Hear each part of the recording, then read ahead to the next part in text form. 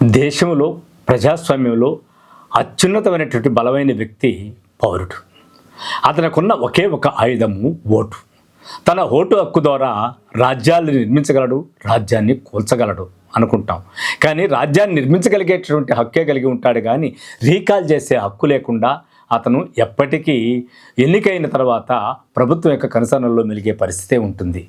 నిజానికి ఓటు అనేది సామాన్య పౌరుడు తన అభిప్రాయాన్ని వ్యక్తపరిచే అత్యున్నతమైనటువంటి అధికారం, అత్యున్నతమైనటువంటి హక్కు కూడా. ఆ హక్కు ప్రకారమే ఎంపీలను, ఎమ్మెల్యేలను, ప్రభుత్వాన్ని ఎన్నుకుంటాడు.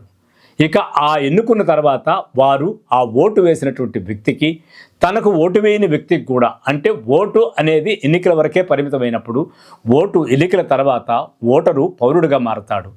వాడిని మనము గౌరవించే బాధ్యతని ప్రభుత్వాలు, ప్రతిపక్షాలు తీసుకోగలిగితే ఆ ఓటుకు ఒక విలువ ఉంటుంది. లేనట్లయితే ఆ ఓటుకు విలువ ఉండదు, ఆ ఓటరికి విలువ ఉండదు.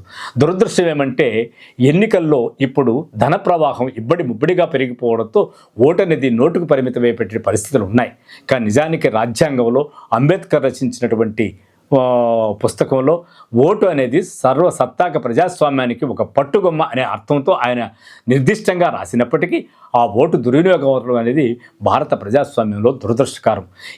ఏమైనప్పటికీ గుడ్డులో బెల్ల ఓటు ప్రజాస్వామ్యం అనేది ఇప్పటికీ ప్రపంచ దేశాల్లోనే అత్యున్నతమైనటువంటి విలువైన అంశంగా పరిగణింపబడుతోంది. కాబట్టి ఓటు అనేది ఎప్పటికీ విలువైనది. తన యొక్క ఓటు ద్వారా సరైనటువంటి పాలకుడిని ఎన్నుకోవడం అనేది సామాన్యుడికి ఉన్నటువంటి అత్యున్నత అధికారము, హక్కు కూడా.